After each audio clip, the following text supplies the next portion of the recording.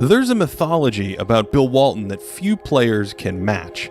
Blazer mania, that fiery mountain man beard, and countless injuries that ended his prime as soon as it began. His first 2 seasons were shortened by an assortment of ailments before a brief 2-year stretch in 1977 and 1978 that yielded an NBA championship and an MVP trophy. So, just how good were those 2 seasons? Was that brief peak enough to compete with the most dominant centers in NBA history?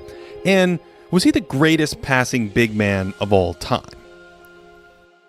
You are watching what greatness is all about. Where's Larry Bird in all this? Has it blocked by Elijah Wan. Michael Jordan saves the day. This series tackles one question. Who was the best at his best? We start at the ABA merger and go through the best multi-year stretches, examining the legends who provided the most on-court impact.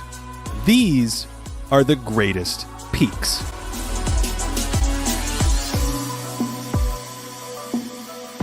Pass to Bobby goes to get it low to Walton. Turn around jumper. Good! Bill Walton! What a show! He's kept on! Before we can estimate Walton's impact, it's important to understand the way the game was played before the three-point line. With so many shots funneled into the paint and no extra point for stretching out the court, defensive big men were titans back then. The definitive basketball archetype wasn't a high-flying scoring guard, but a dominant center. And no, not Wilt Chamberlain, but his rival Bill Russell. Russell's defensive genius reigned over the prior decade, where he won 5 MVPs without being a heavy scorer on offense. That's worth repeating. Wilt Chamberlain once averaged 50 points per game in a season, but the zeitgeist of the time was to play like Russell. In 1967, after years of volume scoring, Chamberlain's own coach asked him to play like Russell, shoot less, pass more, protect the paint. And this led to a new record for wins and an end to the Celtics' 8 consecutive title streak. The search for the next Russell peaked in 1969 when a rookie, Wes Unseld, won the MVP by playing a team-centric pass, rebound, and defend role that Russell was glorified for playing. And that's exactly how Walton played, only with greater scoring skill than either Unseld or Russell. As a sophomore in college, he was compared to both Russ and Chamberlain, and as a junior authored arguably the greatest single-game performance in NCAA history, going 21 of 22 from the floor, en route to 44 points, and his 60th win in 60 college games up until that point. Not too shabby. The grainy signs of his offensive repertoire were on display: the bank shot, his activity, dexterity, and of course, the passing. Like most players, Walton probably peaked as a passer later in his career, especially with slightly more space to work with in the 1980s. Back in 77 and 78, at the height of his overall powers, his passing was defined by hitting swirling cutters from the mid and high post area. Some of these were like water polo passes, just flipping the ball over heads in really tight quarters. But the defining characteristic of these passes was speed and accuracy. Older centers could occasionally throw flashier passes than Walton from these cornerstone spots, but Walton's volume and efficiency was unmatched until that point in time. Note his little hop to create a better delivery angle over the top. Portland's half-court game was largely built off cutters buzzing around Walton like this. He has multiple options here if there's any opening, and his speed-accuracy combination resembles a modern quarterback throwing tight short yardage completions. Today we might just see a crowded lane where everyone's covered, but Walton sees a pass behind the hoop, the only window to thread this needle through. Compare that to another Blazer big, Lloyd Neal, who misses a Walton special here, only to have Big Red show him how it's done. Walton's vision stems from reading the game so well at the team level, knowing who's supposed to go where and what options are available. With the overplay on the pass, he leads the cutter into space, and again, what accuracy on the release. Walton's also known for his outlet passing, and he mostly flung these toward the mid-court after ripping down a rebound. It was almost like a single motion, grabbing and firing to start Portland's vaunted fast break. But he wasn't throwing touchdowns on these like some of the other great outlet passers of that era already were, and in the limited game footage in public, the one he tried got away from him a bit. His more notable weakness to me is passing on the move. His handle wasn't really functional, and that meant that his half-court passing was largely stationary, limited to whatever outpost he caught the ball from. Of course, most big men at the time couldn't pass on the move, nor was the game conducive to them running pick and roll, so relative to his time, Walton was certainly among the best passing bigs to come along, and perhaps the best ever at finding cutters. All of Walton's missed games from injury give us insight into his value for Portland. In games where Walton was the only missing rotational player, Portland assisted on 54% of its field goals in 1977 and 1978. Add Walton in and that number jumped to nearly 58%. His outlet passing had a similar effect on pace. With Walton, the Blazers played at a slightly above average pace for the time, and without him, they averaged 4 fewer possessions a game, which would have made them one of the slower teams in the league. The total effect on offense was that the Blazers were 3.7 points better than average with him, but only 1.2 points better without him. That is still a solid offense without Big Bill, largely because his replacements were good scorers. Tom Owens averaged 19 points per game and 4 assists in 1979, and the aforementioned Lloyd Neal was a good scorer too. Walton was a similar scorer to those two, at least statistically, going to that jump hook as a bread and butter move. He had nice touch on this, and while it certainly wasn't the sky hook, that's for the next episode, Bill could release this cleanly most of the time without too much of a setup. It was a back-to-the-basket move, but it was also used at the end of a little face-up like this when headed right. He could also knock down mid-range jumpers, preferring to go glass on these whenever possible. Big Red could walk into these, but also liked a turnaround after a single dribble. His range on these jumpers was maybe out to 17 or 18 feet, probably limited by that funky form that kept his free throw shooting around 70% at his peak. His scoring moves were decisive like this, but he didn't possess an overwhelming scoring arsenal.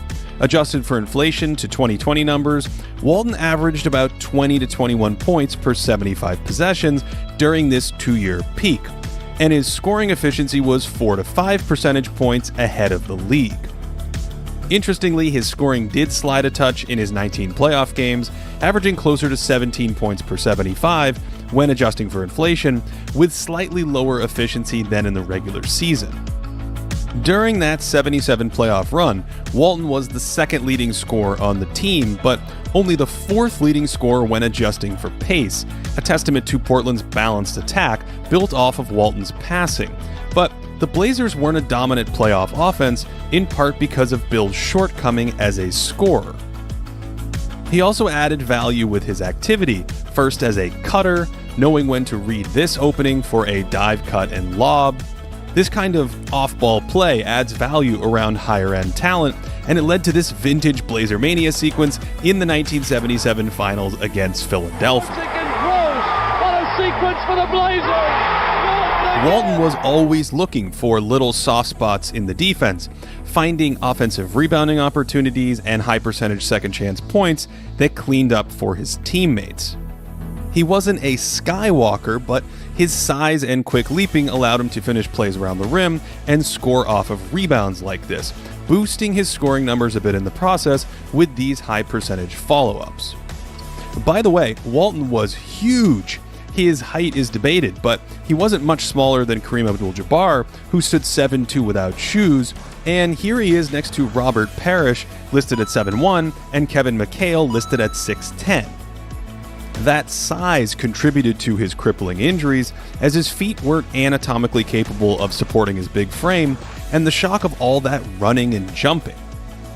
Walton missed 3 full seasons before ramping his career back up in 1983 in San Diego. Again, he's not dwarfed by Kareem here at all, but boy did that size and mobility help him protect the paint. Walton's massive impact on the game, his very inclusion in this series, is primarily because of his defensive value. value created with his length, awareness, and motor.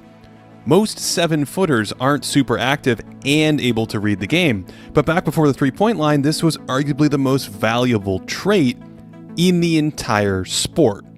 We'll see why in a moment.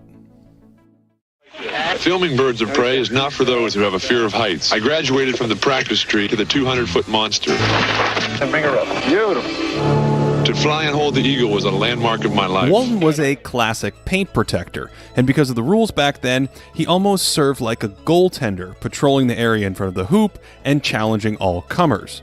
The danger is Doug Collins runs into a wall here, or I guess a Walton. There's a good joke in there somewhere. But Bill was always really well positioned. He sagged off players without the ball in textbook fashion, but was ready to pounce in these spots. He was one of the most active big defenders in league history, helping when needed or stepping out and challenging shots in the mid-range, ambushing Pete Maravich here, who thought he was in the clear. You'll notice his hands are always out, clogging passing lanes so teams don't sneak those dimes through to cutters like the Blazers did, and his hands were active targeting the ball, here deflecting this jump pass. Like great rim protectors, he was accurate jabbing at the basketball, and he would pull his hand away to avoid fouling at times. Bill's quick bunny hop couldn't get him over the top of the square like some of the great modern shot blockers, and this meant that occasionally strong athletes or crafty finishers could slip one through. Here he slides down in position, but mistimes his jump, and that throws off the contest a bit, but his typical reactions were quick, and with sound position, he bothered so many shots. He wasn't a stiff either, comfortably chasing wings outside the paint to harass their jumpers. Remember, back then, bigs couldn't really be exposed on an island against quicker players because they didn't have to chase out to the three-point line. The game in those days was built more around the post-up, with offenses running through the center. Unlike Walton, most high-end big men were looking to score more than pass, and that created even more defensive responsibility for the bigs of that era. In the 1977 Western Conference Finals, Walton famously battled Kareem Abdul-Jabbar for 4 games, trying his best to sit on Kareem's lethal skyhook and force him left, with mixed results.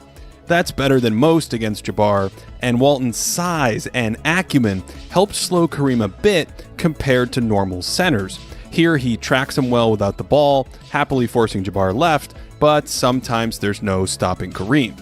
Walton also stayed active, working for better defensive position, here leading to a steal, and against more mortal figures, his man defense was highly effective, banging and then going vertical against Darryl Dawkins in the 77 finals. Squint a bit and you'll see Hall of Famer Dan Issel, more of a shooting center, get stuffed by Walton on this jumper, and Bill was always using his size and positioning to defend opponents like this.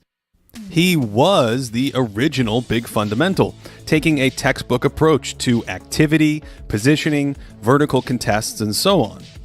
We can see the effect his man defense had on opponents during this 1977 and 78 stretch by looking at the 48 games he played against other All-Star centers.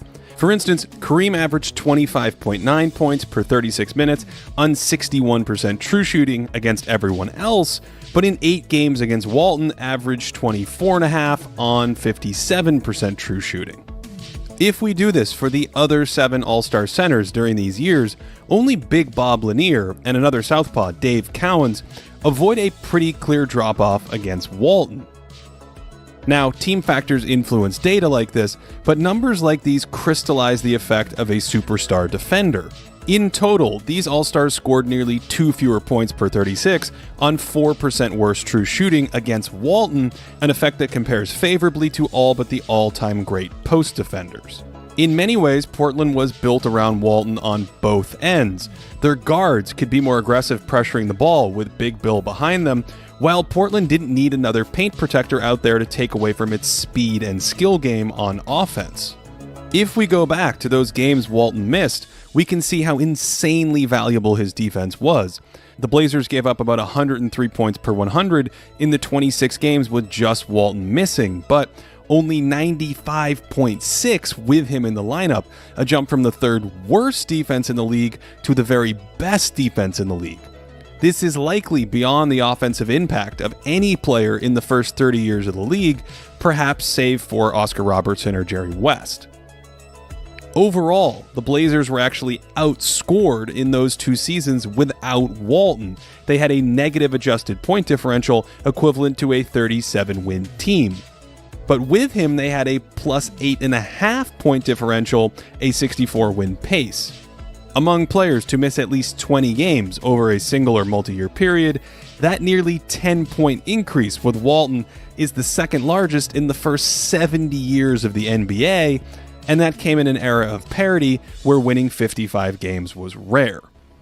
Only Nate Thurmond, another defensive stud, was associated with a larger increase, but his team was far worse than those Blazers, who went a stunning 87-28 in those games with Big Bill and just 10-16 without him. Again, most of that value was defensive, so fittingly it was the Blazers' defense that shined in 19 playoff games, holding opponents nearly 5.5 points below their regular season scoring efficiencies. In those 2 seasons, Walton and company also played 8 games without their only other All-Star, Maurice Lucas, and in those 8 games, the Blazers went 8-0.